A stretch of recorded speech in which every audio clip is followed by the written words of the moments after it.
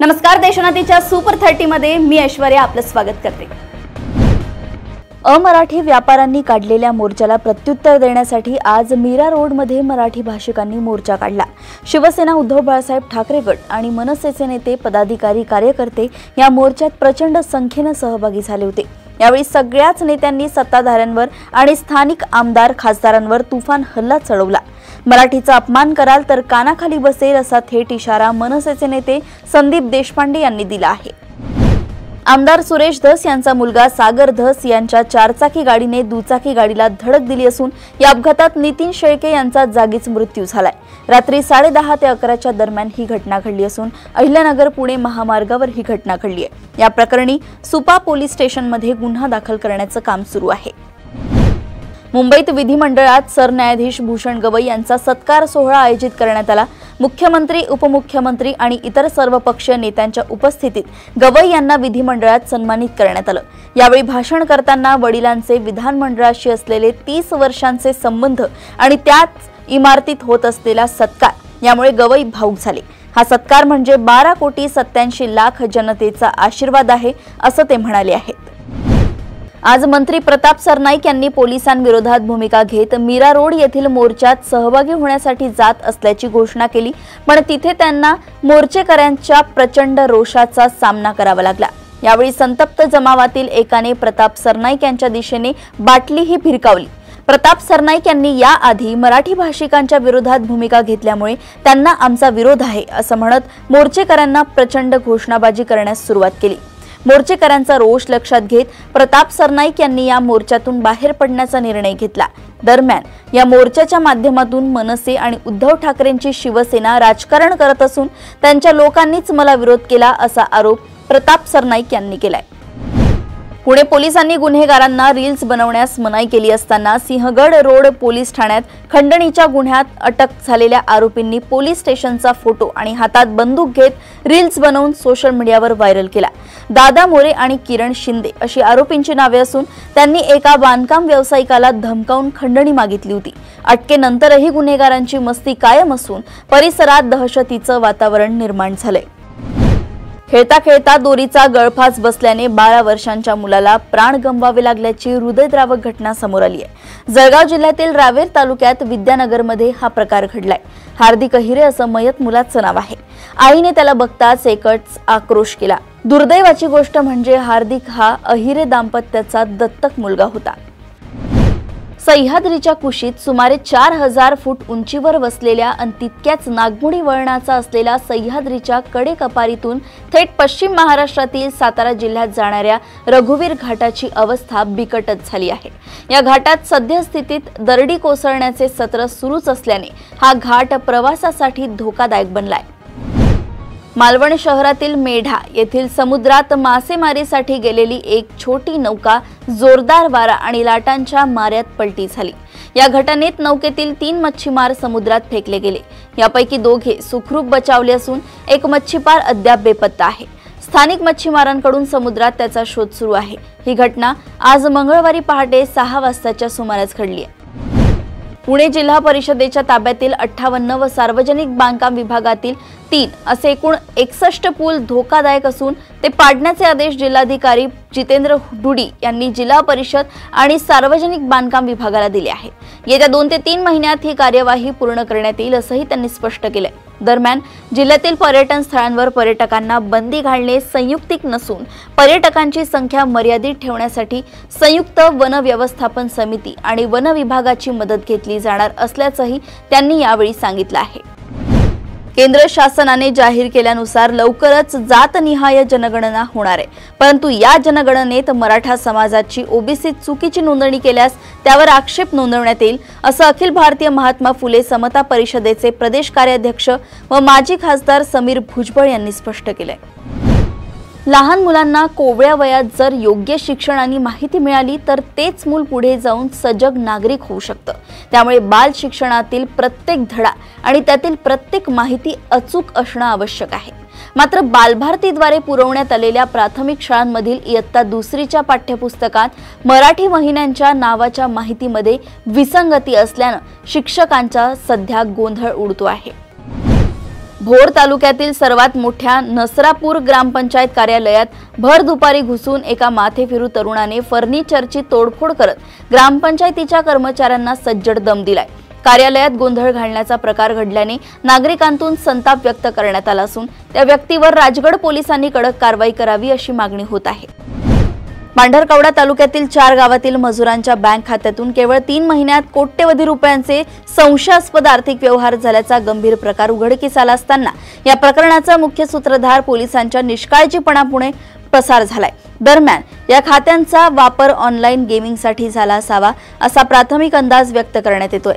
स्थानिक गुन्हे शाखेच्या पांढरकवडा पथकाने बँक ऑफ महाराष्ट्रच्या व्यवस्थापकांकडून ट्रान्झॅक्शन झालेल्या खात्यांचे स्टेटमेंट घेत चोपन येथील 8 मजुरांचा जबाब सोमवारी नोंदवलाय। नाशिकमधून एक धक्कादायक बातमी समोर येत आहे। अंबड पोलीस ठाण्याच्या हद्दीत येणाऱ्या दत्त मंदिर बस स्टॉप जवळील देशी दारू दुकानासमोर मंगळवारी दुपारी 12:30 वाजताच्या सुमारास दारूच्या नशेत झालेल्या वादातून एका व्यक्तीचा लाकडी दांडका डोक्यात मारून खून करण्यात आला। गणपत घारे असं मृत व्यक्तीचं नाव असून या प्रकरणात सामोद कौर या इसमाला अटक करण्यात आली आहे। बीड जिल्ह्यातील माजलगाव मधून विश्वासाला तडा देणारी एक धक्कादायक घटना समोर आली आहे। माजलगावच्या माजी नगराध्यक्षांनी सख्ख्या बहिणीची फसवणूक केली आहे। बहिणीचा प्लॉट पत्नीच्या नावे केल्याचा प्रकार घडलाय। अशोक होके असं फसवणूक करणाऱ्या माजलगावच्या माजी नगराध्यक्षांचं नाव आहे। या प्रकरणी अशोक होके यांच्यासह 5 जणांवर गुन्हा दाखल झालाय। उद्या 9 जुलै रोजी देशातील 10 प्रमुख कामगार संघटनांनी भारत बंदची हाक दिली आहे। केंद्र सरकारच्या कामगार आणि शेतकरी विरोधी धोरणांविरोधात हे आंदोलन केले जाणार आहे। या बंदमध्ये 25 कोटींहून अधिक कामगार सहभागी होण्याची शक्यता आहे। बँकिंग, खाणकाम, पोस्टल सर्व्हिस, बांधकाम यांच्यासह विविध क्षेत्रातील कामगार बंदमध्ये सहभागी होणार आहेत। गुजरातच्या सुरत एअरपोर्टवर अनोखा प्रकार घडलाय। तेथे चक्क मधमाशांनी विमानाला रोखलंय। इंडिगोच्या एका विमानाला सुरत एअरपोर्टवरून जयपूरसाठी उड्डाण घ्यायचं होतं, परंतु अचानक मधमाशांनी हल्ला केल्यानं अफरातफरी माजली। त्यामुळे फ्लाईट लेट झाली आणि प्रवाशांना मोठ्या अडचणींचा सामना करावा लागला। त्यानंतर मधमाशांना पळवून लावण्यासाठी धूर करण्याचा प्रयत्न केला गेला, त्यामुळे ही मधमाशा काही हटेनात। नंतर फायर ब्रिगेडला अखेर पाचारण करण्यात आलं। पाण्याचा फवारा मारून फायर ब्रिगेडच्या जवानांना या मधमाशांना हटवले। त्यानंतर हे विमान उशिराने जयपूरसाठी रवाना करण्यात आले। राजस्थानमधील दौसाचे काँग्रेस आमदार दीनदयाल बैरवा एका महिन्यापासून चिंतेत आहेत। चोरांचे धाडस इतकं वाढलंय की त्यांनी काँग्रेस आमदाराच्या घरी एकदा नाही तर 3दा जबरी डल्ला मारलाय। यामुळे आमदार महोदय पण चांगलेच संतापले आहेत। पोलीस काय करतायत असा संतप्त सवाल त्यांनी केलाय। ज्यावेळी बैरवा यांच्या घरी चोरी झाली त्यावेळी त्यांच्या घरातील समोरील भागातील कॅमेरे काम करत नव्हते हे विशेष। 26/11च्या मुंबई दहशतवादी हल्ल्याचा मुख्य सूत्रधार तहव्वूर राणा यानं हल्ल्याबाबत अनेक मोठे गौप्यस्फोट केले आहेत। सध्या राष्ट्रीय तपास संस्थेच्या कोठडीत असलेल्या तहव्वूर राणाची मुंबई पोलिसांच्या क्राईम ब्रँचनं नुकतीच कसून चौकशी केली।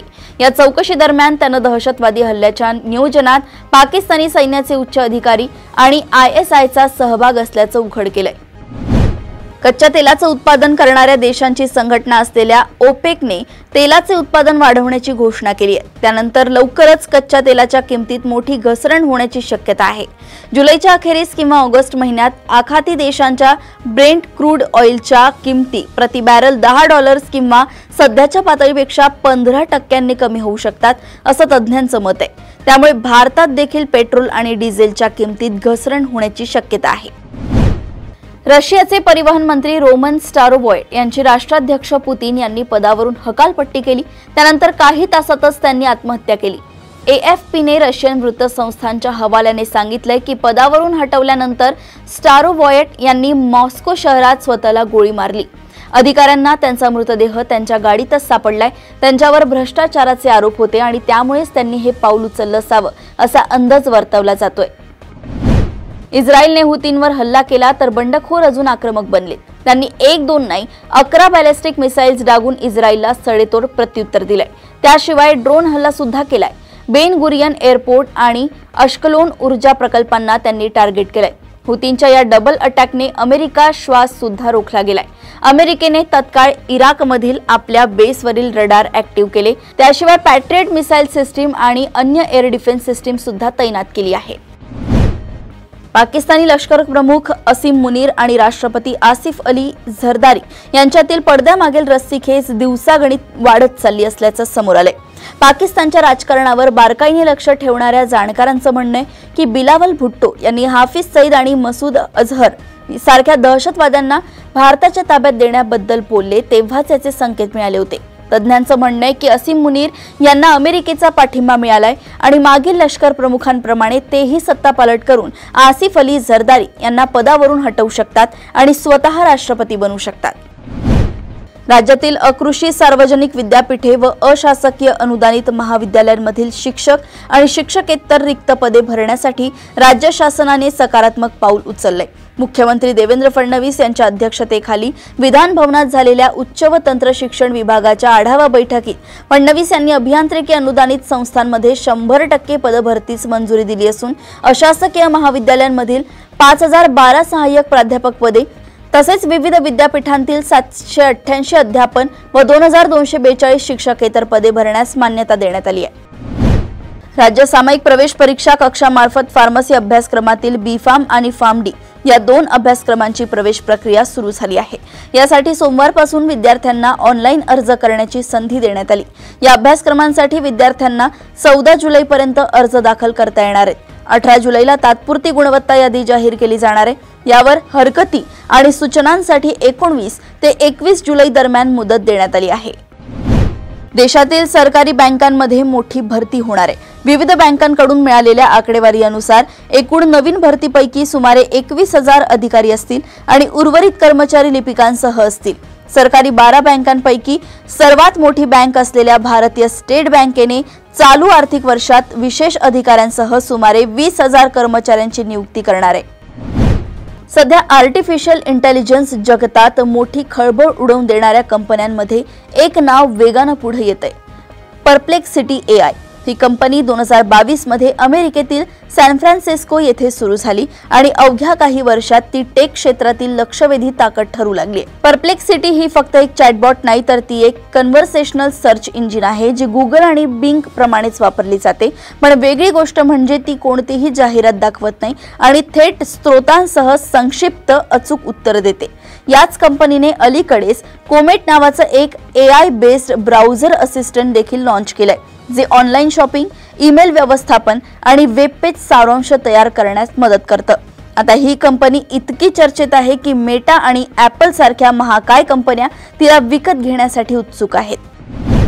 ऑनलाईन शॉपिंग करणाऱ्यांसाठी आनंदाची बातमी आहे। Amazon नंतर आता फ्लिपकार्टनेही सेलची घोषणा केली आहे। फ्लिपकार्ट गोट सेल 2025 12 जुलैपासून सुरू होणार आहे। 17 जुलैपर्यंत चालणाऱ्या या सेलमध्ये ग्राहकांना बंपर डिस्काउंट मिळणार आहे, त्यामुळे महागड्या वस्तू कमी किमतीत खरेदी करता येतील। फ्लिपकार्ट गोट सेल फ्लिपकार्ट प्लस युजर्ससाठी 24 तास आधी लाईव्ह होणार आहे। फ्लिपकार्टने या सेलसाठी ॲक्सिस, HDFC आणि IDFC बँकेशी करार केलाय, त्यामुळे शॉपिंग करताना तुम्ही या बँकेचे कार्ड वापरले तर तुम्हाला अतिरिक्त सूट मिळणार आहे। त्यामुळे ग्राहकांनी आवडीचे प्रोडक्ट्स आणखी स्वस्त मिळणार आहे।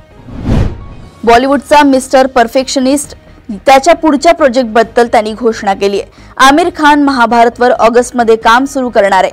अभिनेत्यानं अनेकदा सांगितलंय की त्याचा प्रोजेक्ट हा त्याच्यासाठी खूप खास असेल। ही एक चित्रपटांची सिरीज असेल। ही सिरीज एकामागून एक येईल। इंडियन प्रीमियर लीग 2025चा किताब जिंकणाऱ्या रॉयल चॅलेंजर्स बँगलोरचा वेगवान गोलंदाज यश दयाल मोठ्या अडचणीत सापडलाय। गाझियाबादच्या इंदिरापुरम भागात राहणाऱ्या एका मुलीने त्याच्यावर लैंगिक शोषणाचा आरोप केलाय। पोलिसांनी या प्रकरणी आता गुन्हा दाखल केलाय, त्यामुळे यश दयालला आता तुरुंगाची हवा खावी लागू शकते। त्याचं करिअर संकटात सापडू शकतं।